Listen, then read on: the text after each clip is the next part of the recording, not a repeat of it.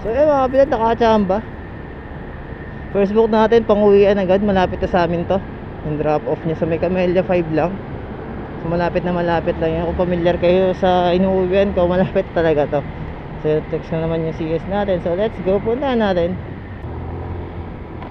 So yun, wala tayong yung pangalawang camera natin mga kabilad. Wala tayong point of view dito sa harap. Puro sa kalsada lang. Lubat kasi nakalimutan, medyo nalasing kagabi. Nakalimutan i-charge. So yan, Happy New Year ulit sa lahat. So ito si Madam yung first booking natin for this year.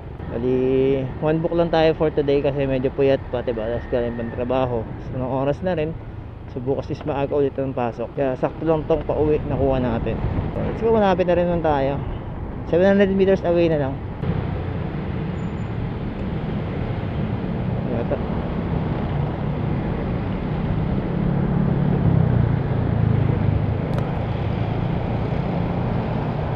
Diana po. Hello po, good afternoon, Joyride po. Hello. Hello ma'am, saan po kayo banda? Andun na po kasi ako sa may... Kayo po ba yun? Ay, ito pala.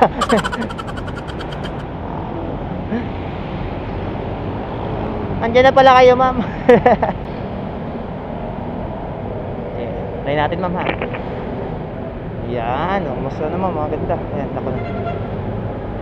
Okay, let's go po. Okay na po. Hawak lang ma'am ha.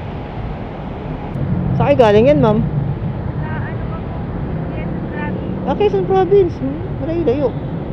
Kaya bumalik lang ngayon. Bumiyahe kahapon, tas bumalik lang ngayon. Ganda ma'am ng ano ha. Bumisita lang. Opo. Doon kayo nag-celebrate ng New Year. Kala ko nga po aabot din yung sa biyahe. Bakit? Sobrang kagaling. Nung papunta doon? Opo, lahat walang bus na Kita mo. masakyan. Nag-aubusan. Ano naman, parang iksi naman kasi ng oras niyo ma'am.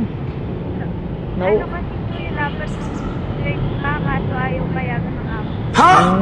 Pinapasok pa ako. Di man lang pinagbigyan no. New Year naman. Last 31 po, half day pa. Kaya pala. Kaya late na yung biyahe. Kanya sana, konsiderasyon man lang, New Year naman. Sabi nga po nung kamag-ano ko, grabe naman yung amo mo. Kung saan man New Year niyo ma'am? Ngarag, mabilisan. Parang di mo gana enjoy no? Pagbaba ko pa lang kuya, sakay ulit. Hindi, seryoso? Joke. Grabe naman. Kasi ka na ng pamasahe no? Nagastusan na yun. Kaya nga, sana pinadala mo na lang doon, baka na ano pa, mas na-appreciate pa nila. Pero mas maganda pa rin, may appearance ka pa rin. Nagpadalan na din ako. Ibig sabihin yung family mo nasa Quezon Province. Hindi po, kamag-anak lang. Pero yung pamilya ko po nasa Bicol. Kamag-anak lang. Apo. Paano kamag-anak ma'am? Tiyuhin? Ganyan? Tita po. Tita. Pedalhan mo pa. Opo. Tapos pinuntahan mo pa. Bait Tapos mo yung sa Bicol din. Ang bait mo naman. Bicol din, gano'n din. Kaso di na ako umuwi ng Bicol, sobrang layo. May natitira pa ba sa'yo niyan? Pero, Grabe ka. budget lang po. Makakabilib ka ayos ha. Namasahe ka pa, nagpadala ka pa. Sa Bicol, tsaka sa Quezon Province. Ang tibay mo ma'am. Sana may natitira sa sarili mo, puro sa may sarili ka namang kaligayahan na kailangan mong Oo. Pagkatawad ko naman kuya, naman, binibreak ko naman yung sarili ko. Buti yan. Dapat talaga sa ganyan. Maramdaman ko rin. Oo, maramdaman mo yung pinaghihirapan mo. Kasi Opo. totoo lang pagka ganyan na nagpapakapagod ka kasi wala ka nararamdaman at tamarin ka. Treat yourself din sometimes. Kaya ka ganyan. Para saan pa yung nagtatrabaho ka tapos wala ka man lang reward na nakukuha para sa sarili. Sa buka na lang to ma'am? Sa loob pa? Sa loob ko. Sa buka na ako sa nakapin. Sige, diretso na natin. Turo mo na lang pagka nag-arrive na. Yan lang po. Dito po, sa may motor? Apo. Okay. Yung buko pa yung ma'am.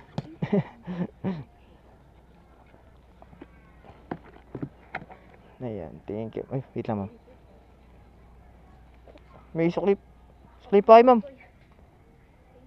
Ay, salamat po. Sobra. So yung mga biyadrap natin si madam. So yung nakakabilib lang diba. Sa ganun kaliit na halaga na ano niya, nagagawa niya pang makapagpadala. Isipin niyo, okay lang eh, given niyo sa mga magulang. Pero yung sa mga tiyahin niya, diba, nakakabilib lang. Kasi inuuna niya, ano. Ako, aminado naman ako sa sarili ko na hindi ko kayang gawin yun. Kasi syempre, may mga top priorities tayo na dapat para sa sarili natin, para sa pamilya natin. Pero diba, so yun, saludo ako kay madam. Nakakabilib. So yun, alam niyo na mga update, uwian na this, and peace out.